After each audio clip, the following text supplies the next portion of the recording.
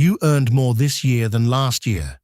You also spent more this year than last year. And somehow, you feel exactly the same. Not richer, not poorer, just running.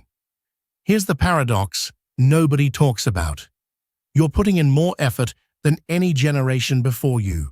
More credentials, more hours, more side hustles, and your net financial position, relative to your cost of living, is functionally identical to where you were 3 years ago. The problem is not your income. The problem is your psychology. In 1953, a behavioral scientist named Henry Clay Lindgren published a book called The Psychology of Money. Not a finance book, not an investing guide. A clinical dissection of why human beings are fundamentally irrational when they touch money. He studied how culture, childhood, social anxiety, and identity distortion hijack every financial decision you make before your conscious mind even gets a vote. This book is 70 years old, and it describes your spending behavior right now with surgical precision. That should terrify you. Like and save this video. The concepts here are worth revisiting when you feel stuck. Most people believe money is a math problem. Earn more, save more, invest more. Simple arithmetic. Lindgren proved something far more uncomfortable. Money is a psychological projection. It's not a number. It's a mirror. Here's what that means. Every dollar you spend carries an emotional signature. You don't buy a car. You buy a version of yourself you want other people to see. You don't buy lunch at that overpriced place near the office because the food is better. You buy it because eating there signals something to your coworkers, and more importantly, to yourself.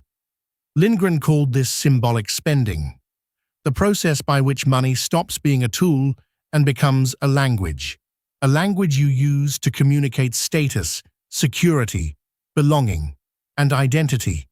The problem? You're fluent in this language, but you never chose to learn it. It was installed by your parents, your childhood neighborhood, your first peer group, and every advertisement you absorbed before age 12. Now here's the analogy that makes this concrete. Think of two people. One carries a leaking bucket. They earn money, it pours in. But the bucket has holes, emotional holes, insecurity, social comparison, retail therapy, guilt spending. They don't even see the holes. They just know the bucket is always light. The other person builds a psychological pipeline. Before they ever open a brokerage account or set up automatic transfers, they audit the emotional infrastructure underneath their financial behavior. They understand why they spend. They identify the triggers. They separate their identity from their consumption. Then, and only then, does the mechanical side of finance actually work. Most financial advice starts at the pipeline stage. Lindgren starts at the bucket stage. He says, until you understand the emotional circuitry underneath your money behavior, every budget is a temporary bandage on a permanent wound.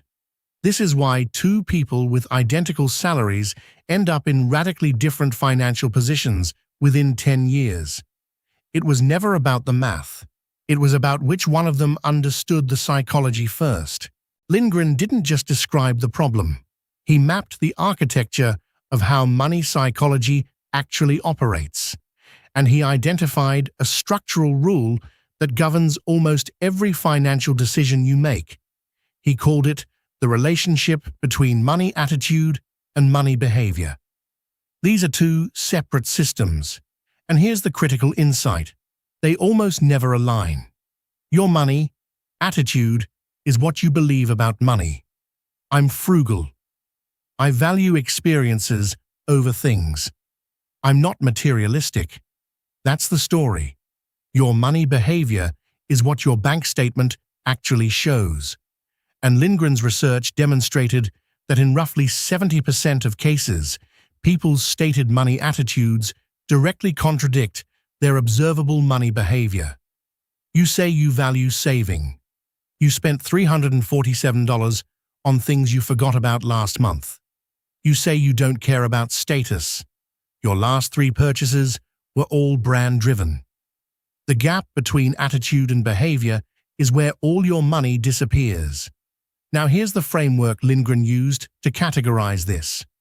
He identified 3 dominant money personality archetypes. 1. The spender compensator.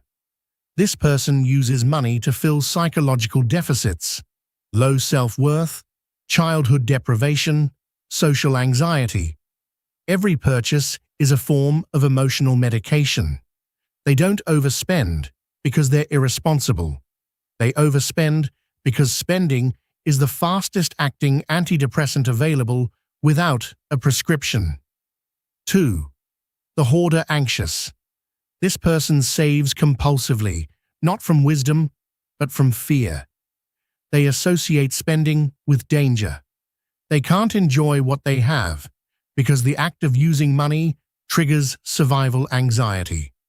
Lindgren traced this directly to upbringing in financially unstable or depression-era households. 3. The status performer. This person's financial decisions are entirely dictated by social perception.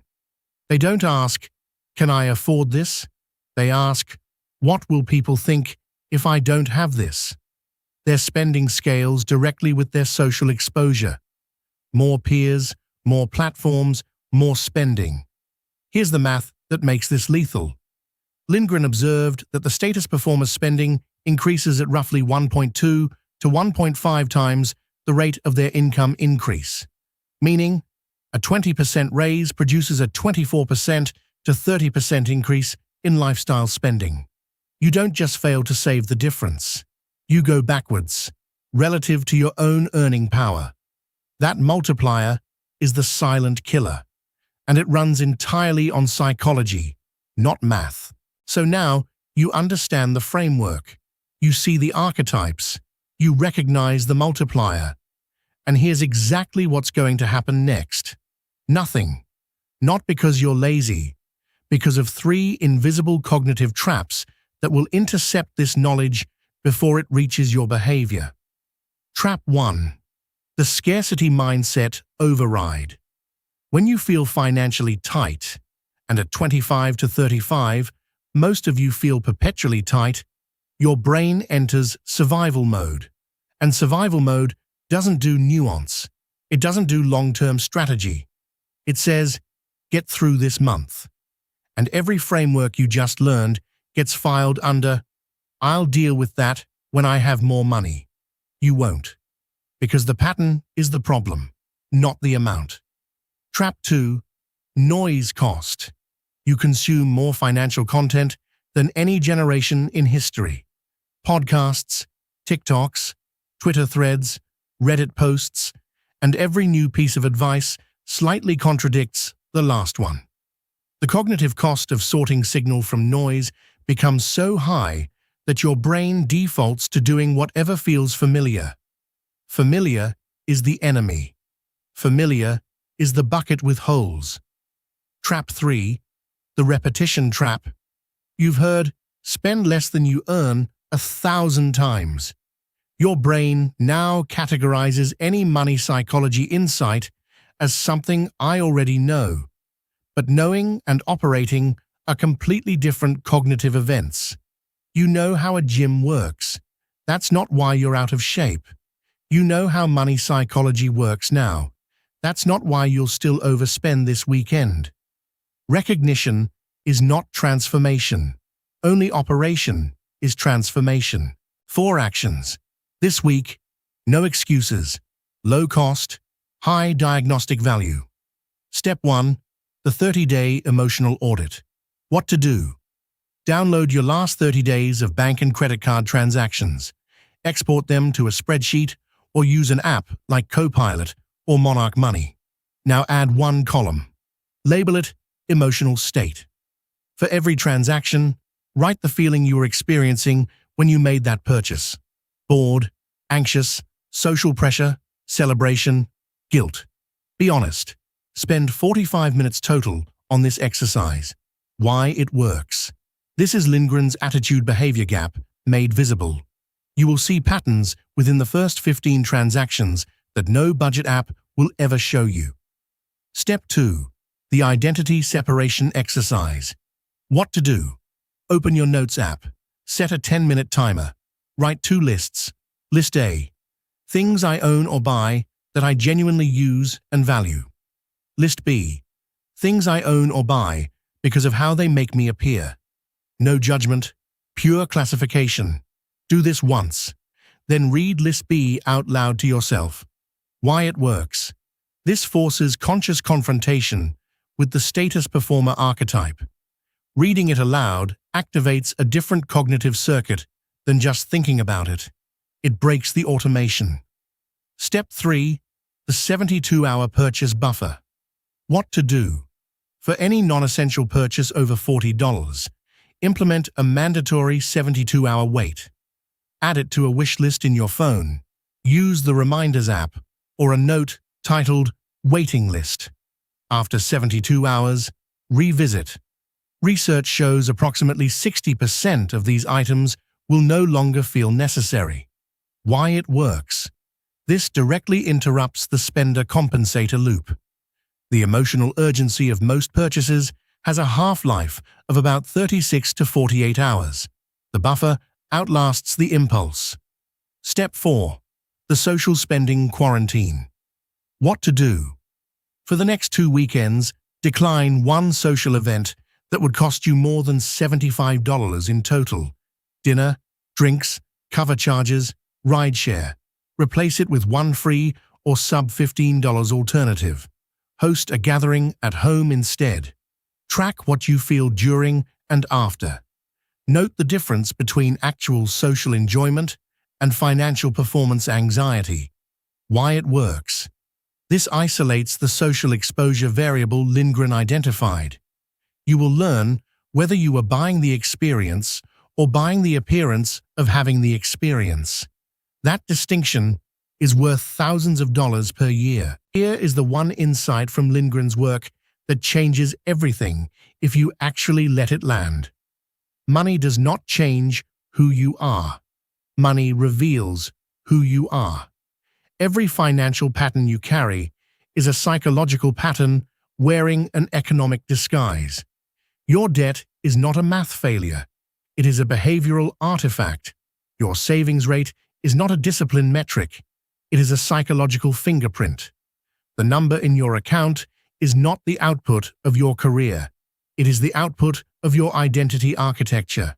And that means the most valuable financial investment you will ever make is not in an index fund, not in real estate, not in a startup. It is in understanding the invisible operating system that runs beneath every transaction you will ever make for the rest of your life. Lindgren wrote this in 1953. Most people still haven't caught up. The ones who do, who rebuild their psychological infrastructure before they build their portfolios. Those are the ones who stop carrying leaking buckets and start building systems that compound, not just financially, cognitively, emotionally, permanently. You now know something that most people will spend decades never examining. The question is whether you'll operate on it or file it away like everything else. Save this video. Come back to it. Most people will watch this once and return to their buckets.